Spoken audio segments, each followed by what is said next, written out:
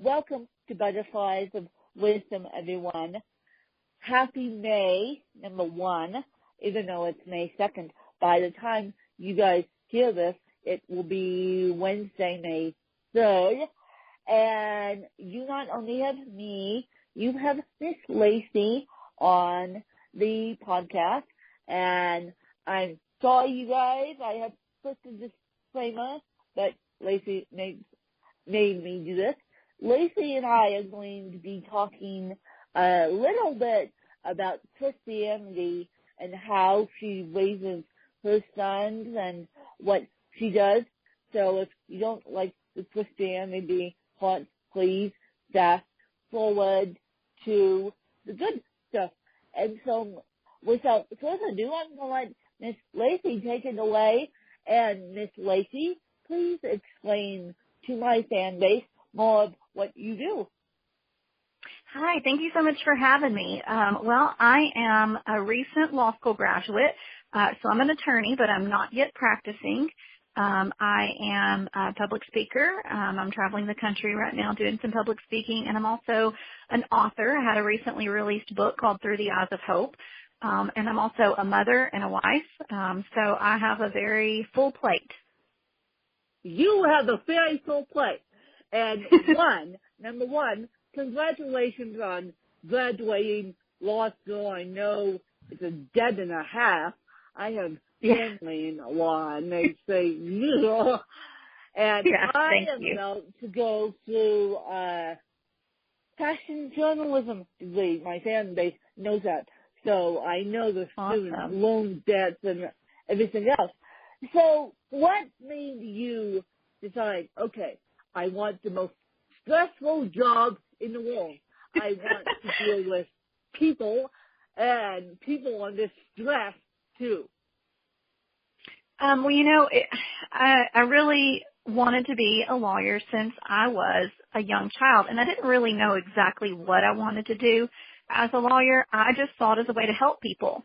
And once my son was born, with multiple and varying disabilities, I realized that I could help people like my family, like my son, legally with all of the things that the disabled community deals with on a daily basis where they might need some legal help. So that's sort of what I'm hoping to do with that when I get to start practicing.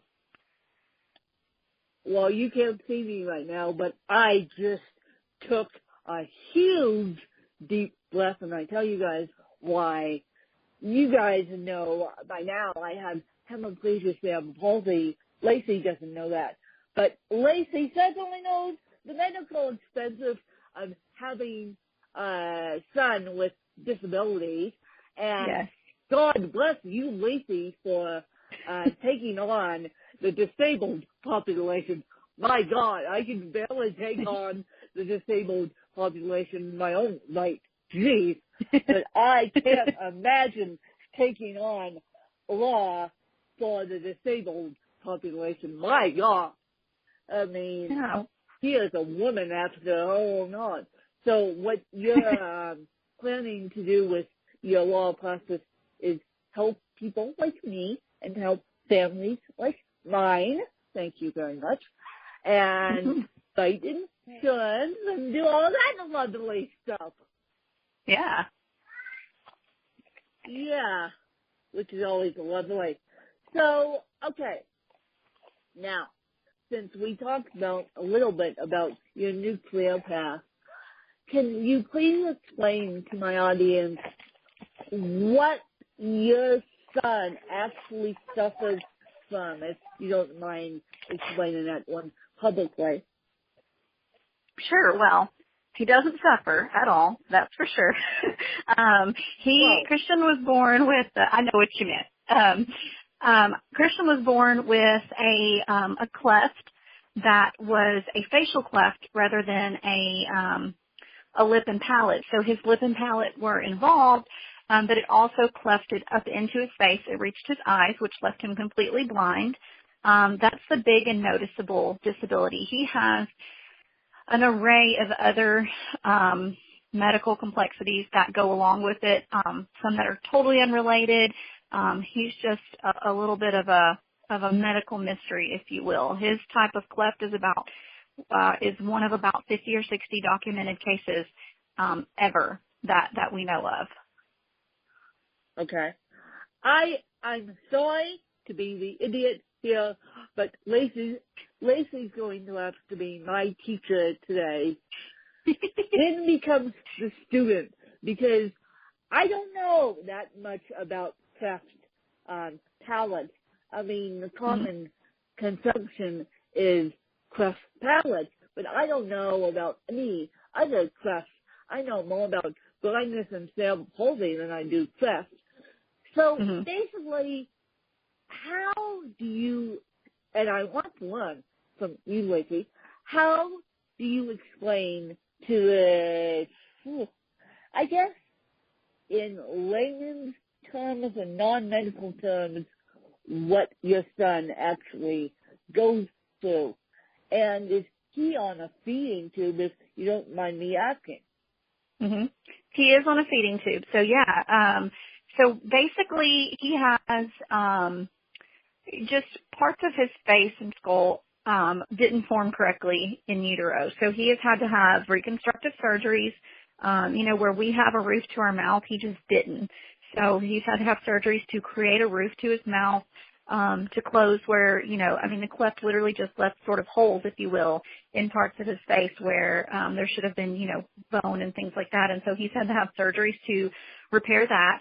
And because of the defect to his mouth, because it was so large, he does have a feeding tube that he's had pretty much his entire life that he's dependent on for all his nutrition.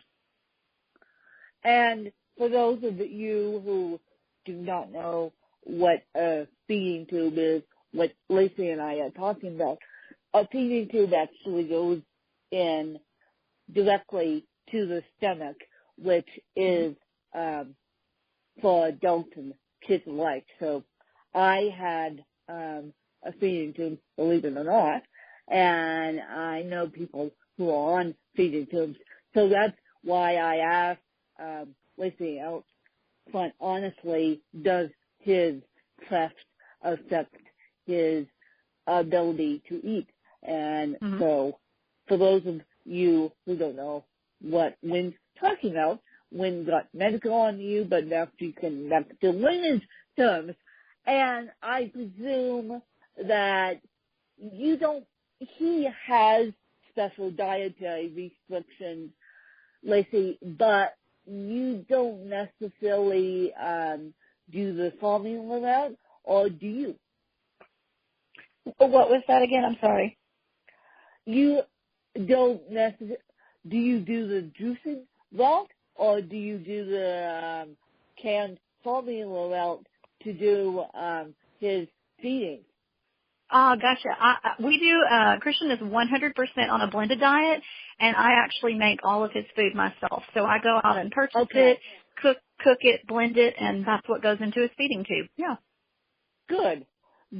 Because I'm like, if you would have told me I put this kid on formula, I'm like, shoot me now, because as you know, formula is what they use in hospitals is all full of sugar.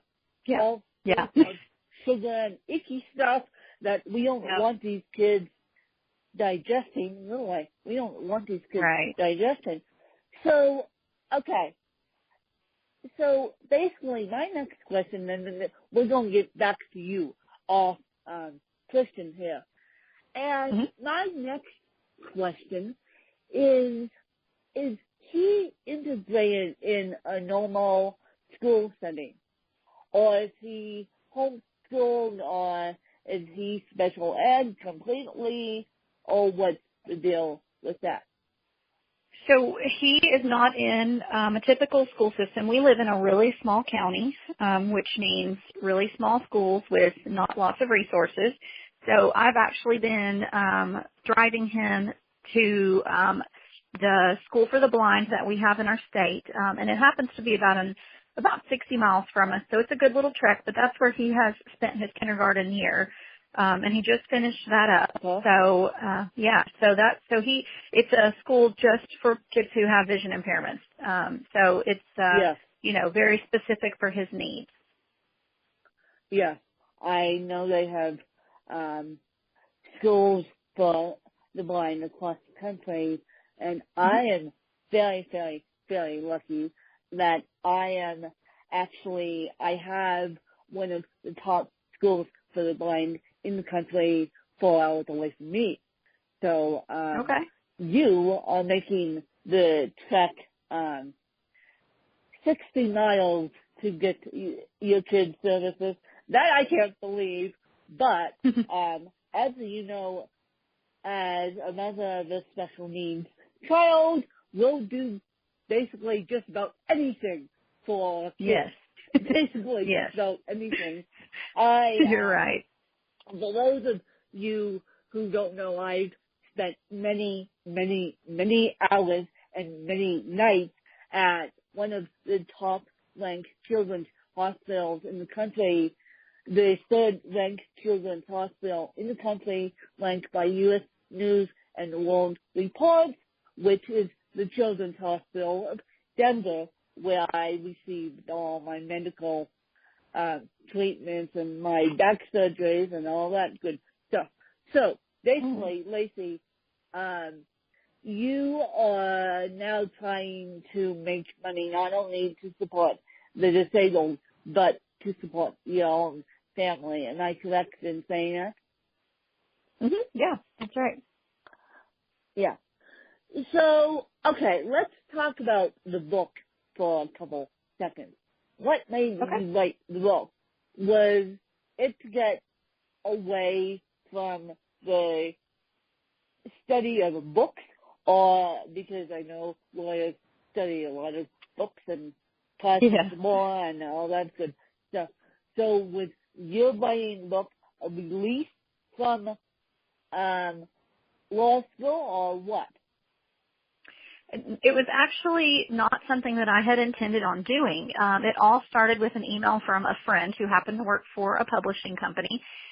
And I was getting ready to start studying to sit for the bar. And she emailed me and she just said, hey, would you be interested in writing a book about your journey with Christian? I think it would be, just a fantastic book. And I said, well, I would love to, but, that's pretty far removed into the future, I would suppose. And so she said, well, I'm going to send some emails out on your behalf if you don't mind, and we'll just see where it goes. And so that's what she did. And I just kind of sat back and waited, to find out where it was going to go. And about a year and a half later, we had a book, being released. And so it actually was writing the book last summer while I was studying to sit for the bar. So it was probably the most stressful 3 months of my life trying to, meet deadlines and get the book written. And I was putting literally about 12, 14 hours a day into studying for the bar for 3 solid months. So it was not a release at all. It was the total opposite. It was very stressful. But, man, I don't regret it at all. I'm so glad I did it. Yeah. And for those of you who don't know, the bar is like one of the top most stressful tests in the country. I would agree with that. Yeah. Yes. Also, I've been told by lawyers in my family. So I've been told by lawyers publicly too. It's not easy. So, no. Opposite end of the spectrum, it wasn't a release at all. It was just a super stressful time, but you managed to juggle all balls in one half. Yeah, just with very little sleep and a whole lot of coffee, I managed. Yeah, she admits a whole lot of coffee. Now, did you traditionally publish or did you self-publish? No, I did the traditional route. I actually had a publisher who, they were really, really great and helped me through the process because I was not an author. I didn't know how the process worked. And so, they kind of had to take me by the hand where if it had been somebody who knew the business, they might have been a little more, keen on how things went. But I was clueless. So I knew a lot about law, but very little about publishing. And so they helped walk me through that. but you know a lot about trademarking because of laws and trademark laws, but when it comes to publishing books, you didn't want to publish a law book. This was a more memoir-esque book. Right. Yeah. Yeah. So how do you think good reaction from the book? It's been a great reaction. Yeah.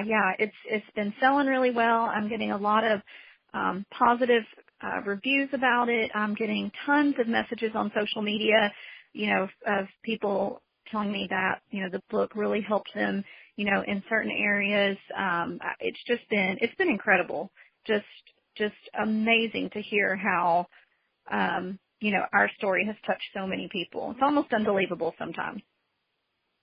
Yeah, your story is going to make me cry if I don't watch out here because it's like unbelievable how impactful a story could be. Yeah. And so, okay. And sorry about my phone ringing. That's what happens when you're in the middle of the podcast and your phone's ringing. Of course. But, of course, juggling a million hats. And so, what is your favorite book? It doesn't have to be a kid's book. It doesn't have to be a law book. It just has to be a book that you go back to time and time again. Sure. Well, okay, so I thought about this, and I've got two. So, okay, number one, of course, would be Through the Eyes of Hope, which is my book because I wrote it, so I'm a little partial. Another book that another book that I really love is called Wonder by R.J. Palacio, and it's about a little boy with a facial difference. And it's a fiction story, but there were so many things in the book that I could relate to. Especially, the book is about the little boy, but there was a lot of stuff in the book about the mother and about the emotions that she felt. And, the little boy was, going into school for the first time. He was 10 and he was going to face, school and being in front of people and, the issues that come with being different in a society that tells you have to fit in. So it's a fantastic book in my opinion, and I think everybody should read it. Is that geared towards kids? Because I heard on another podcast about that book. And so I'm wondering if it's a kid's chapter book. It is more of a kid's book. It's probably it's definitely not written for the advanced reader, for sure. But I read it probably 3-4 years ago, and I still thoroughly enjoyed it. Thought it was great, and I'm glad that it's at a lower level because I feel like kids who are around 10, 11, 12 years old could really benefit from the lessons that it teaches about accepting people and about being different and about fitting in and all that. So it is I believe a book geared toward younger kids, but I feel like adults can get a lot out of it too. And Lacey, I'm going to ask you because I know you do this. What is your favorite piece of technology that you use on a daily basis? Oh gosh. I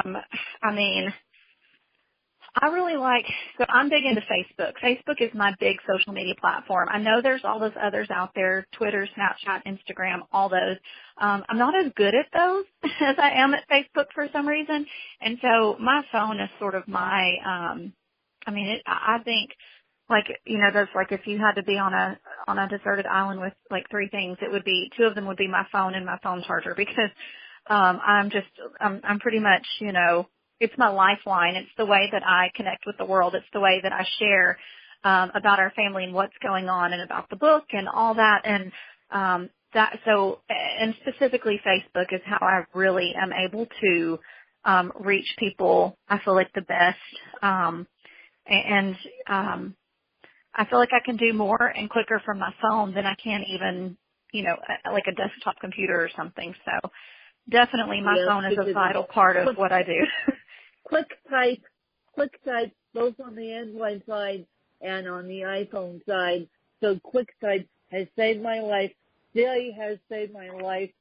And so all these applications now all coming on the Android side, and phones like mini computers. I'm sorry, but phones are like mini computers. Yeah, I totally agree. I don't think I could live without mine. And especially when it comes to raising a disabled child. I mean, there's so many Facebook, Twitter chats all about disabilities. Yes, there's Twitter chats all about disabilities. Yes, I do on the occasion hang out in Facebook groups for my own sake, but it's not to have a pity party. We don't want pity parties here. Right. We want to give advice. We want to receive advice, but let's not go down the woe is me lane here. Yeah. And sometimes it's nice to be able to vent to people who get it. We're not necessarily around people in real life who deal with what Christian and I deal with. So on social media, I've got a friend who's in like Greece, whose little boy has a condition similar to Christian's, and I can talk to her and she gets it. But, without social media and things like that, I wouldn't be able to speak with her on a daily basis and, connect with her. So it's incredible. Exactly. And I know you're going to put this, as soon as I give it to you, you're going to put this link on Facebook. Oh, yes. I know. As a matter of fact, I know, because we talked about disabilities, we talked about the book, we talked about law, and so before I let you go, actually, before I let you turn the mic on me, I'm going to ask you, where can people find you, and where can people find that famous book of yours? Yeah, so we are on social media. Facebook is the big one. We're at LaceyandChristianBuchanan.com, but I'm also on YouTube and Instagram and Twitter and all those like that, and you just need to search for my name, Lacey Buchanan, and you can find me. We're everywhere. And you can find the book. It's available wherever books are sold. Amazon has it, Barnes & Noble, all those, and you can go to eyesofhopebook.com to find out where it's sold near you. So easy to find. And yes, we'll put all that information in the show notes. And yes, I'm sure that Lacey has a Kindle copy and iBook copies, Mobi and EPUB, so you guys can read it on your phone. I highly recommend you go get Eyes of Hope on Amazon. I know I will eventually. And then I want to throw another huge shout out to you guys. As you guys know, I'm going back to journalism school in the fall. And as you guys know, textbooks are mightily expensive. So here's the plan. And Lacey doesn't know I'm doing this. You guys don't know I'm doing this either. So if you go buy any of my books, those book sales will go back to studying my textbooks, because this is not going to be a cheap journey, as Lacey and I talked about. Going back to school, studying the law, in Lacey's case, isn't cheap. Going back to school in my case isn't cheap. So please, please, please, please, please help me out by buying any of my books, and that will go back to funding my books and my textbooks. Let's just put it that way. And so I'll have more of that update later this afternoon as to how we're going to do it. And by the time you hear this episode, as I said, it will be Wednesday, and by the time you hear the later afternoon episode, it will also be Wednesday. So you get a big, huge update on me and how we're going to make this happen. But enough about me. I'm going to let Lacey ask me 2 to 4 questions that she's been interested to ask me. Okay, so I got a neat perspective on this, right? Because I'm the mom of a child with a disability. So I got Yeah. to think about this a little You bit. do. So You have to be a hand on this. yeah, so something that people ask me a lot, and I can only answer as the mother of somebody with a disability, so I want to hear from you as a person with a disability. What is one thing that you wish the world knew about what it's like to be you? Okay.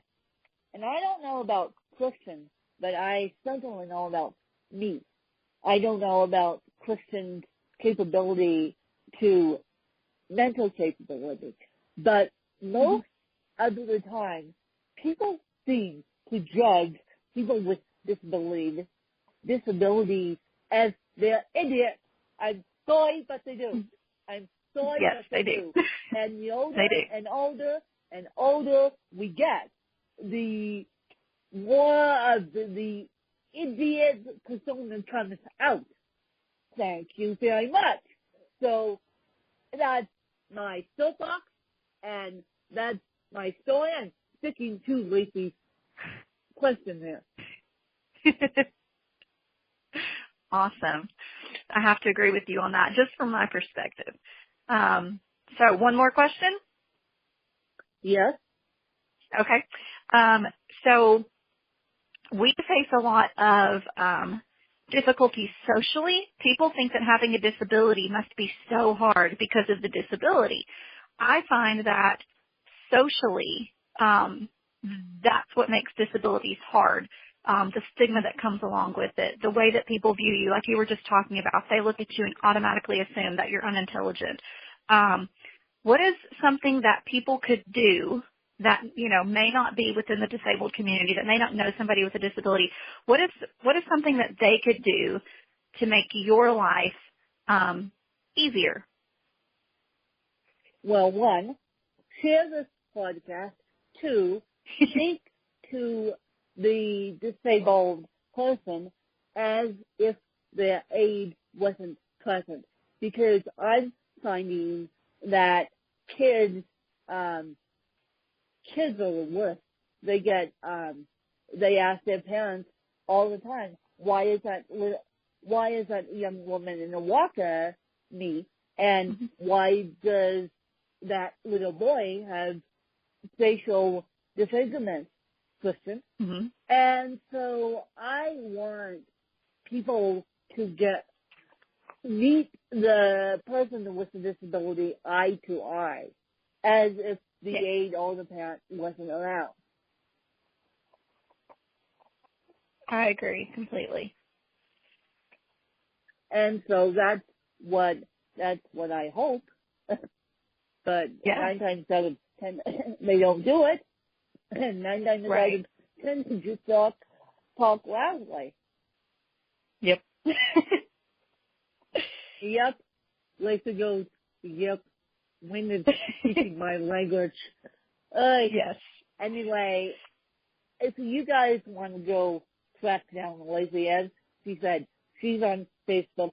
I'm sure she'll respond to any DMs, and go find my book and her book on Amazon, and every little bit of support and every little bit of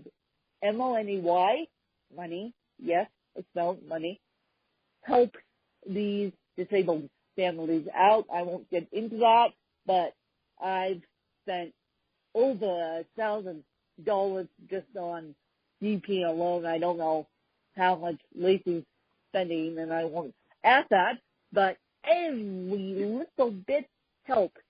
So you guys, your homework assignment is to go to Amazon, pick up my book, pick up Lacey's book, and make us happy. And please, please, please, please, please, please, please leave reviews on both of them, because every little bit helps. As I said, the more reviews we get, the higher we get in Amazon rankings. So again, I would love to thank Lacey for coming on and sharing her story, and I wish her the most success with her book and her law practice. And yeah, let's change the disabled population here and make it better. And this podcast has been sponsored by Grace by Grit. Grace by Grit is a clothing line out of California, and they're giving you 20% off. Go check them out. They're in the show notes. And then this podcast has also been sponsored by Go Kidder, Kitter, and Go Kidder is a desktop app for Twitter, and you can post a tweet. They put the hashtag for it, and yep, again, I would like to thank Lacey for sharing her incredible story, and I hope you guys enjoyed another fabulous episode. Thanks to you guys.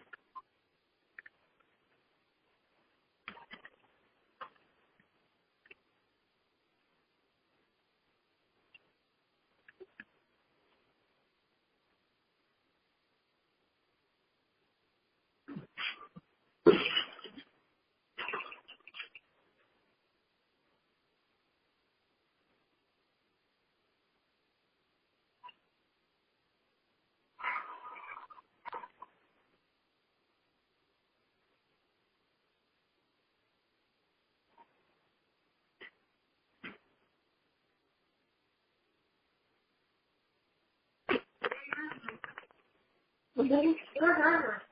Take it home. Take it home, baby. That works. That works, baby. Yeah.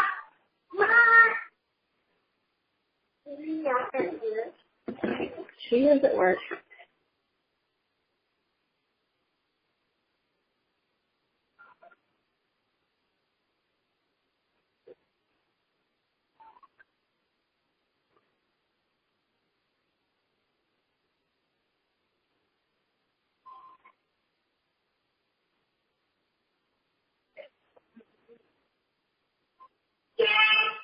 Christian, how are you, buddy?